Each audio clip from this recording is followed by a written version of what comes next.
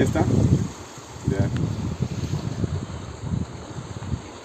¿Cómo están, amigos? Estamos en esta ocasión en la localidad de Aguairo, en la provincia de Chincheros, en Apurímac. Acá detrás mío tenemos al río Pampas.